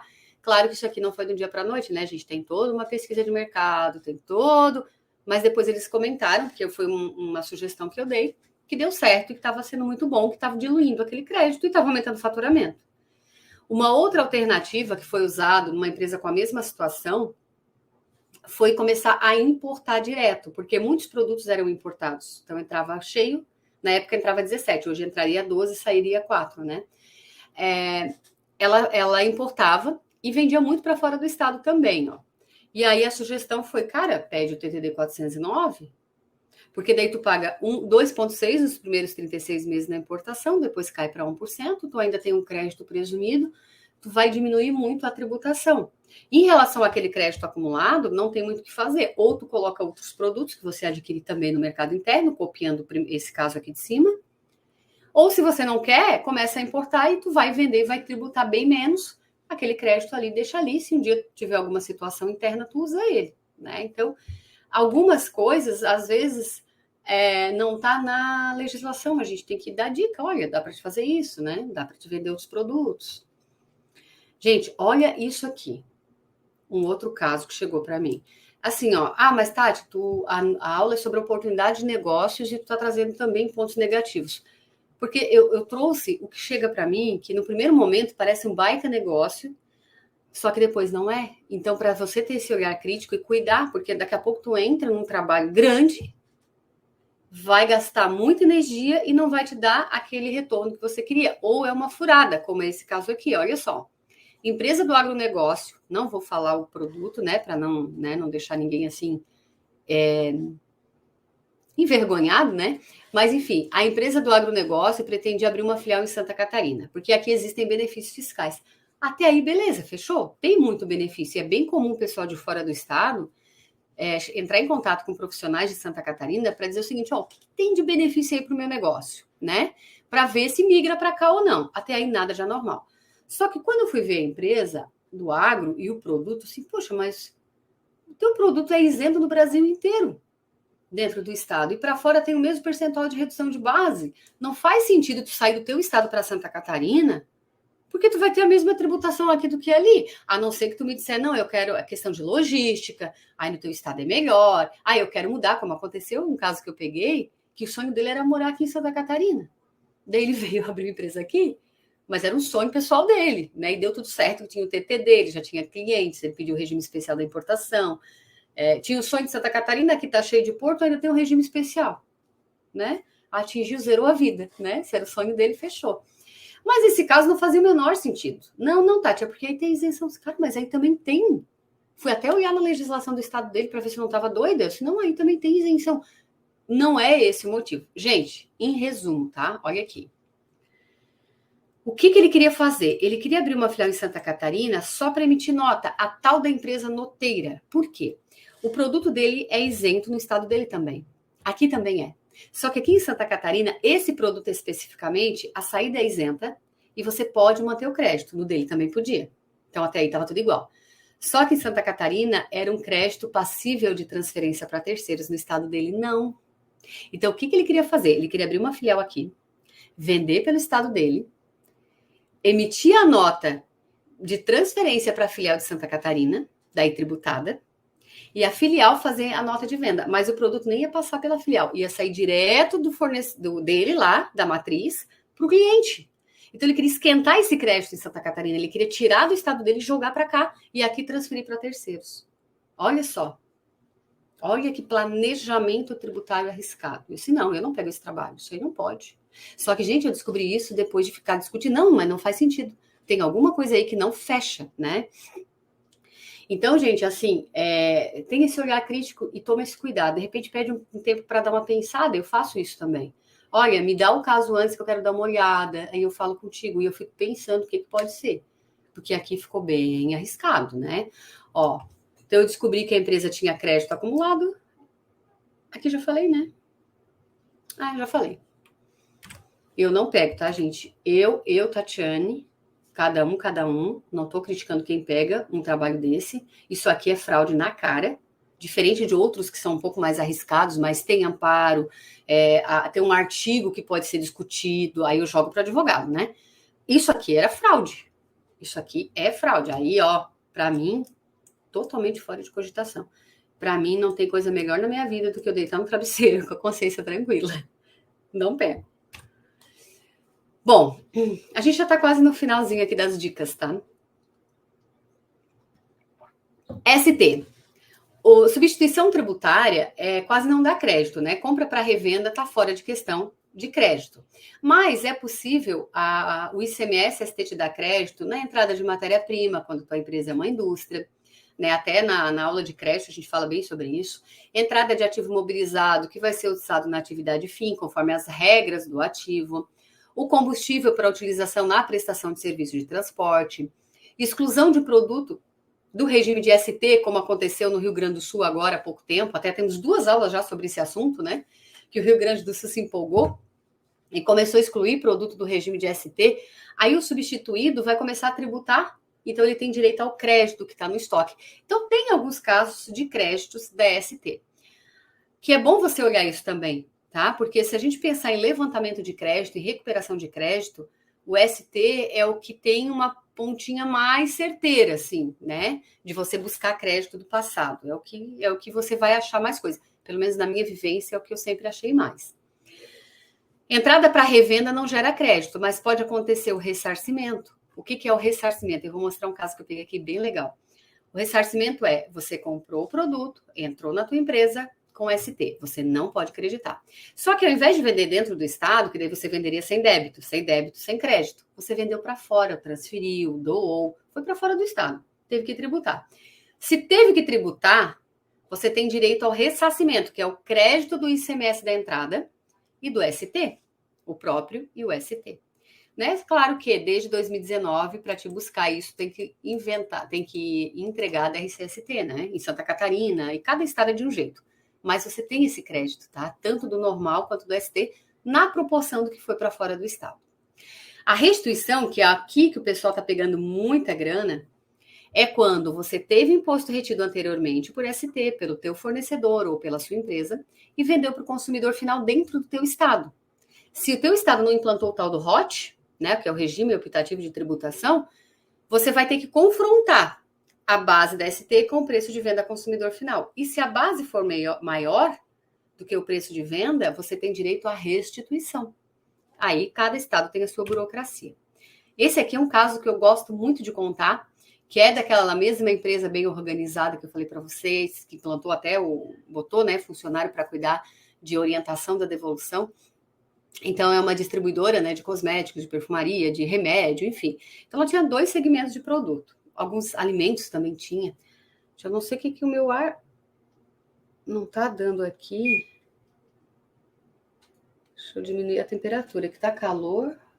Sei lá se pifou. Tá barulhando, mas não tá refrescando. Bom, deixa eu contar esse caso. Então, tinha vários produtos, mas eu vou focar aqui no cosmético, né? Por quê? Porque o remédio, a tributação do ST é quando vende o remédio, a distribuidora. Ela não é uma indústria, mas ela começa a tributar a partir do momento que ela vende. Então, ali não era o problema, porque ali eu só verifiquei se o cálculo estava certo, fiz umas amostragens, tudo perfeito.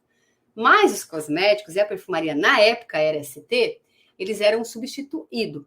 Então, eles tinham a entrada desses cosméticos e a revenda para fora do estado. Eles revendiam muito para fora do estado. Aí eu pensei, pô, aqui eu vou ter que achar alguma coisa. E como eu falei, essa empresa era extremamente organizada, então meu trabalho foi muito fácil, porque eles tinham um relatório de tudo, esse ressarcimento. Você me dá um relatório? Dou.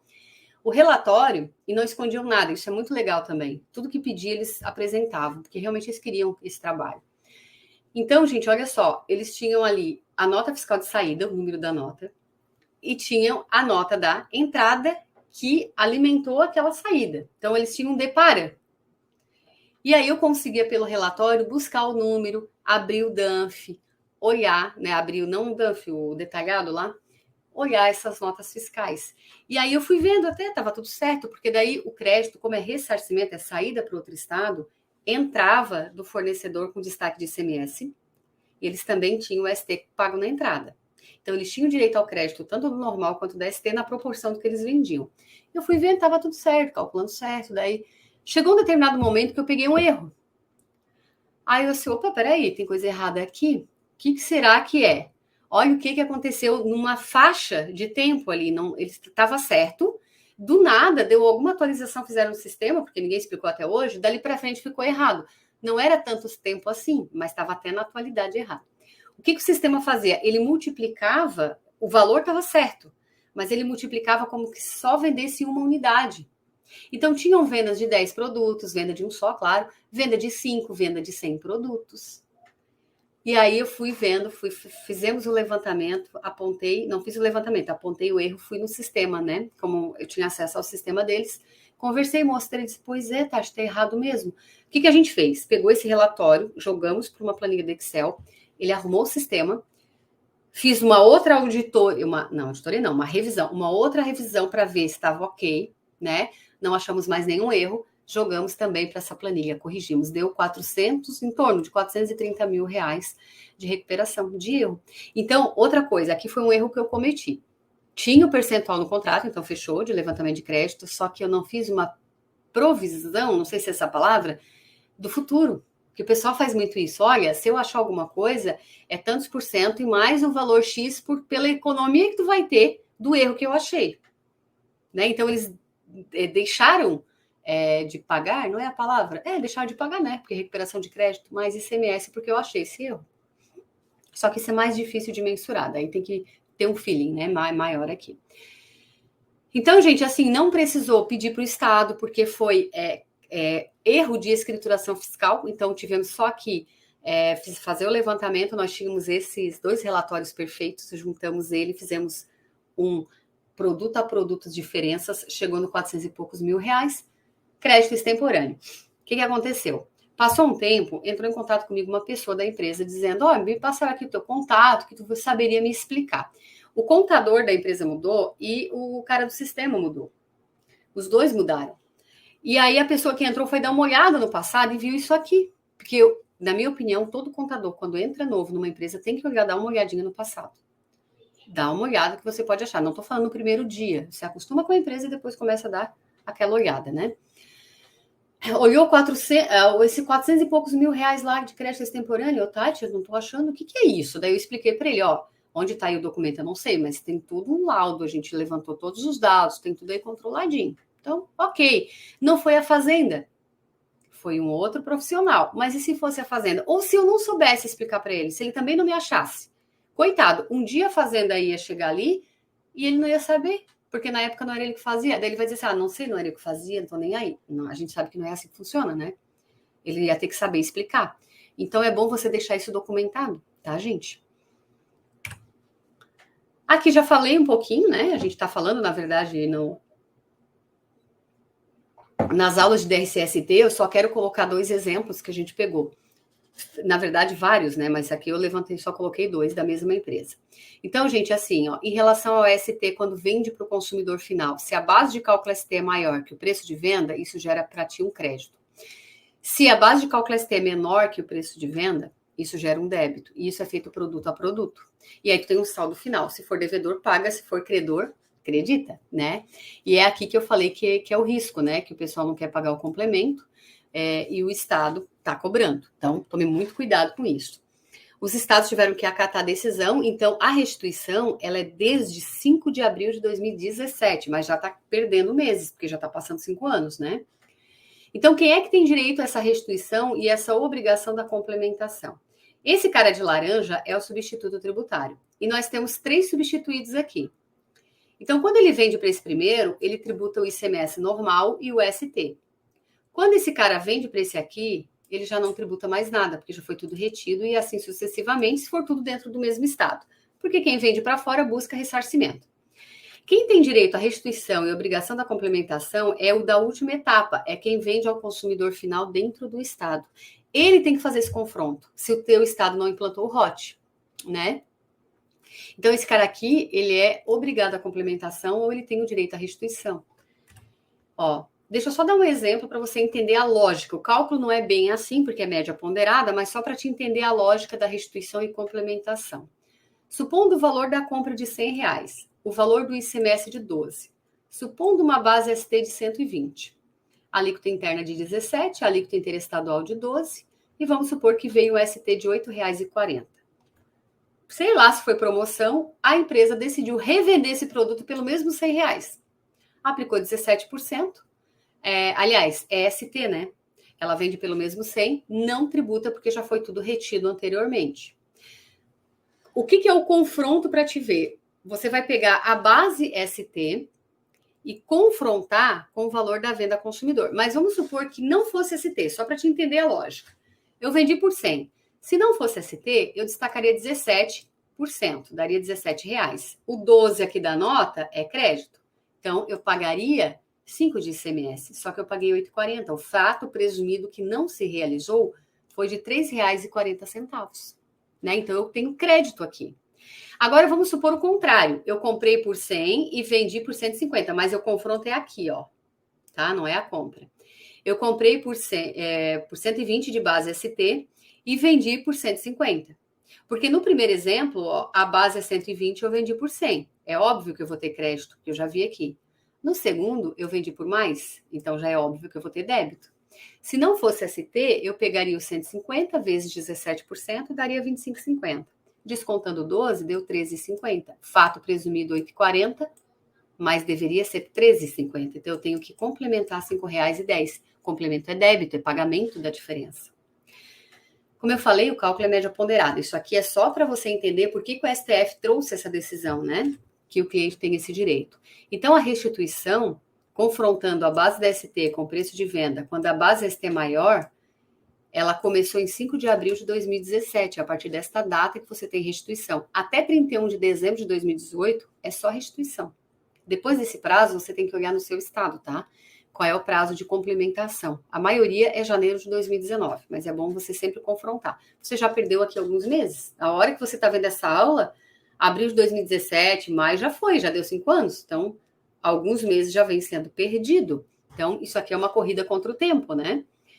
A complementação, ela começou a partir de janeiro de 2019 em Santa Catarina, né? E a compensação na mesma data. Porque o que é a compensação? É você jogar, é porque é feito mês a mês essa apuração. Todo o produto, vamos supor, um posto de combustível. Você tem gasolina, óleo diesel, gás, álcool, né?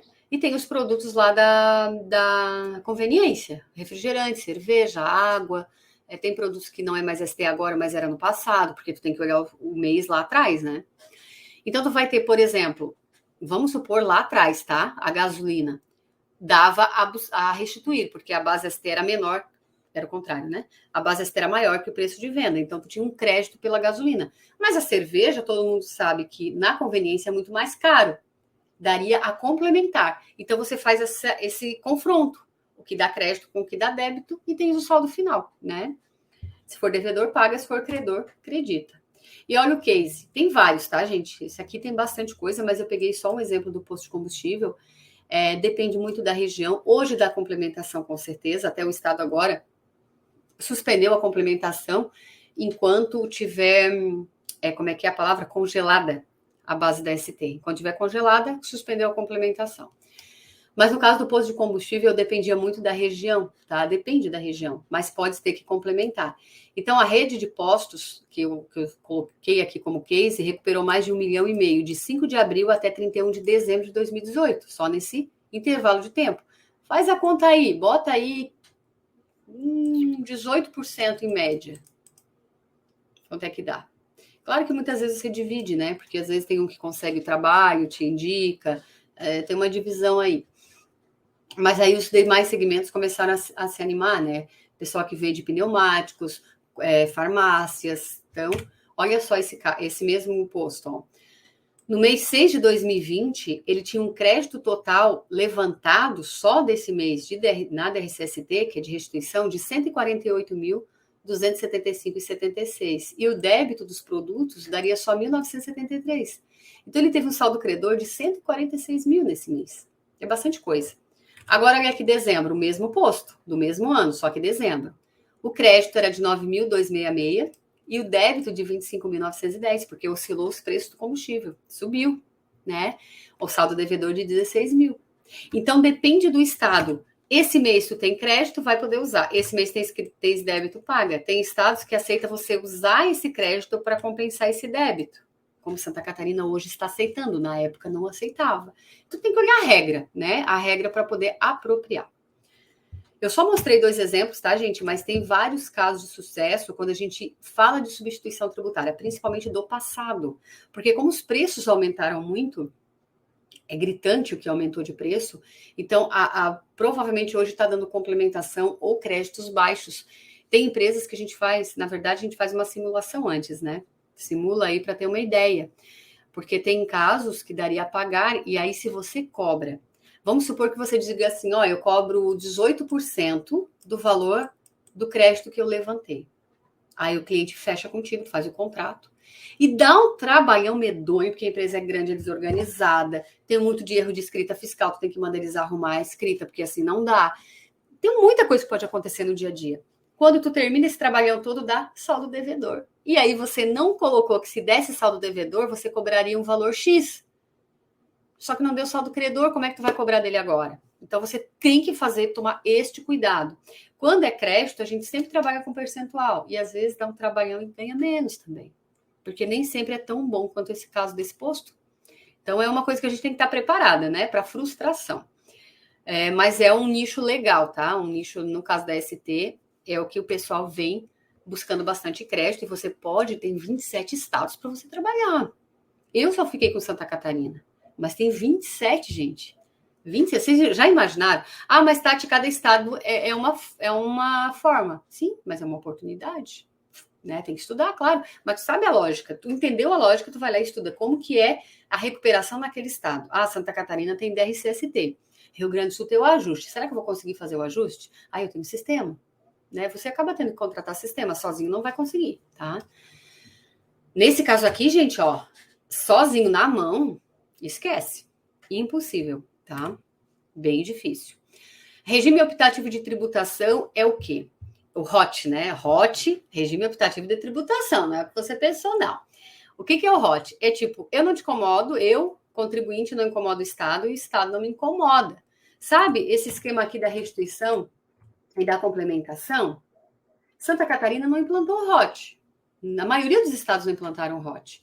Aí você tem produto com crédito, produto com débito. E você confronta. Se der saldo devedor, paga. Se der saldo credor, tem direito ao crédito. O ROT seria um convênio que o Estado, na verdade, assinou, e ele implanta internamente, porque assinou o convênio, tem que implantar no Estado, tá? Dizendo, olha, fulano, contribuintes, eu não vou cobrar complementação se tu não me cobrar restituição. Ficamos no 0 a 0.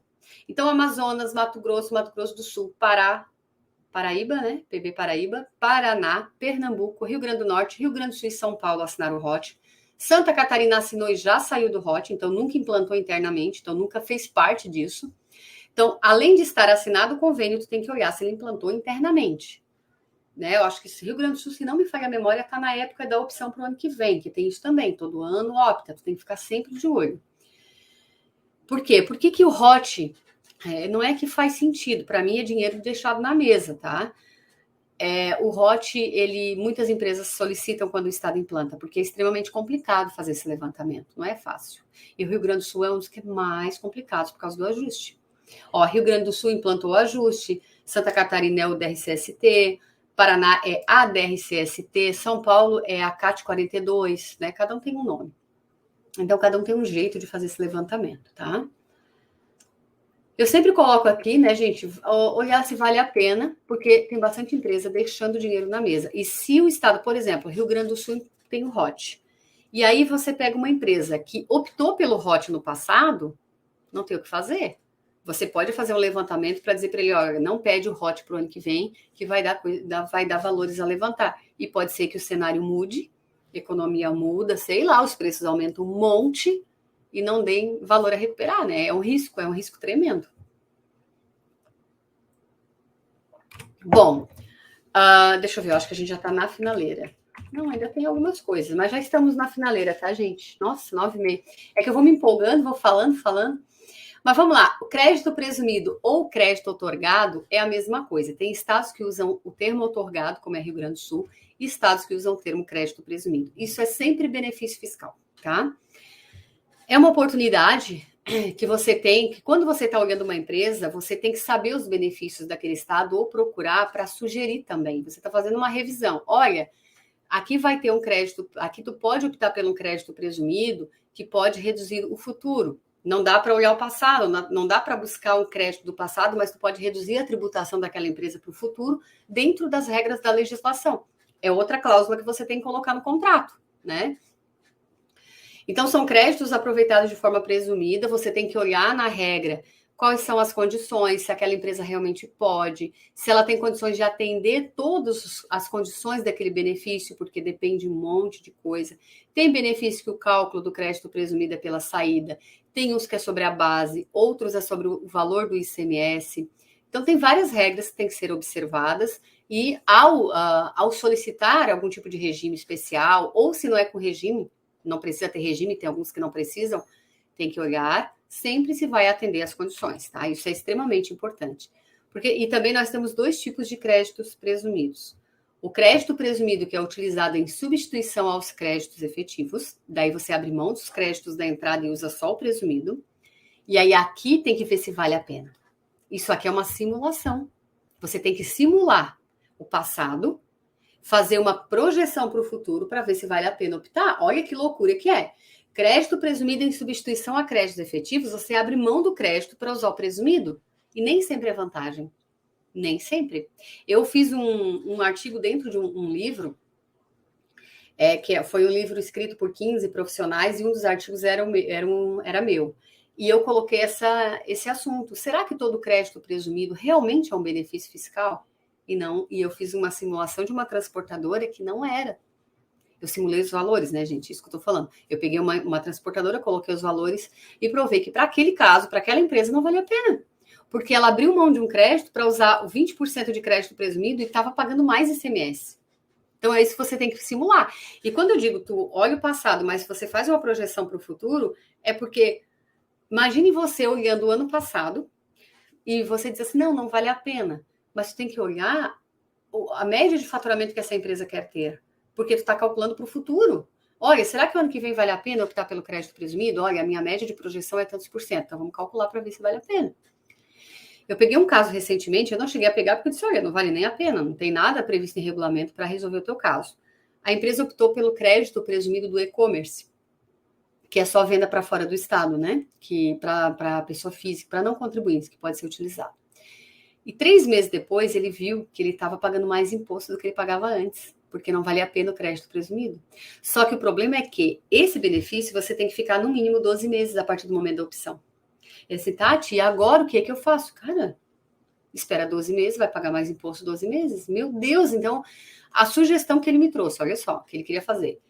Descumprir todas as regras do TTD para o Estado descredenciar ele. Eu disse, olha, isso aí para mim tu vai levar uma tremenda multa. Tu pode ir lá tentar com o Estado de uma forma, conversando com ele, se ele pode revogar com data retroativa e você reapurar tudo. Porque não cumprir, você sabia que tinha que ficar 12 meses. Aí agora deu 3 meses e se arrependeu, não tem previsão legal para resolver isso, tá? No regulamento não tem, é muito arriscado. O que ele estava fazendo para mim era uma loucura, né? O que ele queria fazer. Bom, agora, quando ele é cumulativo com os créditos efetivos, não tem nem o que fazer conta, né? Eu tenho o crédito normal e mais o presumido, é claro que é vantagem. Agora, tu tem que ver as condições. Porque às vezes tem condição que tu não consegue atingir, porque aquela empresa tem um tipo de trabalho que não atende àquela condição. O valor do crédito presumido não consta no documento fiscal de saída, nem da prestação de serviço. Então, quem olha a tua nota fiscal de venda não vai saber que você usa o crédito presumido, a não ser alguma exceção, né? Como acontece com a microcervejaria em Santa Catarina, que pode calcular o presumido sobre o ST e aí já diminui direto na nota fiscal, né? Mas é bem específico. Em regra, o crédito presumido não aparece. Então, por exemplo, se tu destaca 17% na nota, o ICMS é sobre 17%. Então, vamos supor que o teu ICMS é 17%, você pode usar um crédito presumido, de 14%. Tu vai jogar 17% a débito, 14% a crédito e vai ter um saldo de 3%, né? Um saldo. Então, na apuração é que tu vai fazer o lançamento desse ajuste a crédito, tá? Então, não esqueçam de analisar sempre as condições. Ó, esse aqui é um case, né, do e-commerce bem bacana, né, que eu peguei. A empresa, ela vende pelo e-commerce e ela tinha o benefício do 478, esqueci o número do TTD, mas é o benefício fiscal do e-commerce, né, de crédito presumido. E é um benefício em substituição a créditos efetivos. Então, ela vendia dentro do estado e para fora. Dentro do estado não podia usar o benefício, aí ela tinha direito a crédito. Para fora, quando ela vendia para pessoa física, ela podia usar o benefício, logo ela não tinha crédito. Só que eu vi que essa empresa não usava crédito de nada, ela estornava 100%, porque tem que acreditar e estornar, né? Ela estornava tudo. Daí eu disse, por que tu estorna tudo? Aí eles, não, porque a gente não tem controle da proporção. Nós sabemos que eu posso fazer crédito proporcional, mas nós não temos esse controle. Disse, mas tu sabe que tu pode fazer proporcional mesmo, né? Você tem, por exemplo, se de todas as tuas vendas do mês, 20% tu vendeu para não contribuintes de fora do estado pelo crédito presumido, 20% do crédito você estorna, os outros 80% deixa lá. Porque os outros 80% têm relação com a saída tributária. Claro que agora o Estado quer que você faça o estorno só no mês que você efetivamente vendeu, mas dá na mesma. Em resumo, a empresa não acreditava nada, fizemos o levantamento. Na época, olha que vocês podem ver a data ali, é bem antigo, ó. Né? Foi lá em 2016, 2017. Eu levantei aqui R$ 188.113,15 de crédito para eles a recuperar nesse período. Então, né, ajudou bastante também. Então, recuperou o passado e dali para frente ele continuou estornando, mudou a legislação, mas continua a mesma regra, que ele só não pode usar o crédito do que for amparado pelo benefício, o restante ele pode. E eu acho que esse é o último caso. Ó, aqui, gente, é só para alertar, tá? Eu peguei um caso de uma transportadora que estava com crédito acumulado. E quando eu pego uma transportadora que eu vejo crédito acumulado, a primeira coisa que vem na minha cabeça é que está tudo errado. Porque, poxa, como que uma transportadora tem crédito acumulado se ela acredita pouca coisa? É o combustível, depende do estado, mas, em geral, combustível, peças, né? O pneumático. Cada estado tem umas regras, mas é muito restrito. E do valor que é os transportes, que são caros, a gente sabe que o custo é muito alto, mas o débito é pelo CTE, não pela diferença do lucro, né? Não pelo lucro. O débito é pelo CTE. Os custos são altíssimos, mas mesmo assim, para ficar com crédito, tem coisa errada. E aí eu sempre fico olhando, mas como que é possível? Muito ativo, pode ser? Pode ser que a empresa renovou a frota e tem muito crédito de ativo. Pode ser. A opção 2, não estava estornando crédito referente ICMS, fretes iniciados em outros estados. Então, nesse caso da transportadora, ela tinha sim crédito de ativo bastante, mas o problema não era esse, o problema era isso aqui, ó. O que é na transportadora? O crédito é proporcional aos fretes iniciados no estado da transportadora, nesse caso era Santa Catarina. E ela fazia frete de Santa Catarina para outros estados e de outros estados para cá. Então, na proporção do que começou em outro estado, ela tinha que estornar, e ela não estornava nada, acreditava tudo. Aí estava errado. Né? Então, aqui nesse caso, ela tinha que estornar na época e aproveitou um monte de crédito indevido. E eu sei casos de transportadora, que daí o pessoal me relata lá no Instagram, nos directs, né? Que aí traz, é bom que venha esses casos assim pra gente, de transportadora que acredita ICMS que ela nem abasteceu, por exemplo. Porque o sócio, o dono da empresa abastece o carro particular e eles colocam no nome da empresa. Empresa subcontratada, transportadora subcontratada abastece, mas no nome da transportadora contratante e ela acredita. Então, isso está errado. Tudo crédito indevido, né? Então, aqui é mais um alerta, né, gente? Para vocês, ó. Aqui a gente acabou. Deixa eu só voltar lá para o... Eu quis, tá, gente? Eu dou aula na pós-graduação e eu mostro muito desses casos, mas eu quis trazer para vocês, para deixar aqui na aula também, né, para ter essa visão, assim, de oportunidade de negócio, do que eu já achei, que eu acho bacana, a gente compartilhar isso, né, que daí, de repente, vocês, se não trabalham com isso, começam, opa, peraí que eu tenho que ganhar um dinheirinho a mais aqui. Aqui meu microfone está bem na frente da dúvida. Julie, deixa eu botar aqui, ó. Tem uma dúvida. Tem uma empresa que vende créditos créditos de ICMS. Tem um limite de venda por mês desse crédito? Ela tem diversas atividades, venda com suspensão, isenção. Então, Júlia, a gente tem que analisar o caso, tá? Por que ela tem crédito acumulado?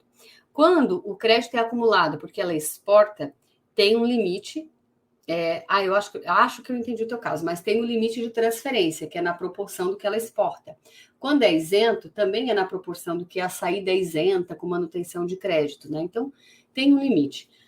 Mas o que acontece? Eu acredito que a tua pergunta é porque o Estado, se for Santa Catarina, né? Ele não deixa... Vamos supor que você tenha 500 mil reais de crédito acumulado e você consegue validar essa transferência de 500 mil. O Estado não vai liberar o 500 mil de uma vez só. Ele vai liberar 20, 25 mil por mês. Então, essa regra não está na legislação, é porque o Estado diz que é por causa do erário, ele não pode autorizar muito, senão ele deixa de receber ICMS, e ele autoriza de pingo, né, 20 e poucos mil reais por mês. Daí tem essas limitações, mas é interno, tá? Não está na legislação. Na verdade, o que diz na legislação? Que a questão do valor que ele vai autorizar de compensação por mês da transferência depende do erário. Então, ele pode dizer o seguinte, estamos sem dinheiro, eu vou liberar só 20 por mês.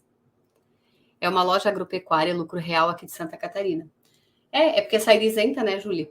Aí tu controla no quadro 41, vai pedindo as transferências, só que quem compra de você, Júlia, vai poder acreditar aí 20, compensar, no caso, 20, 25 mil por mês, depende do que o Estado libera. Só diz para mim se eu respondi a tua dúvida, tá bom? Mas é isso, gente.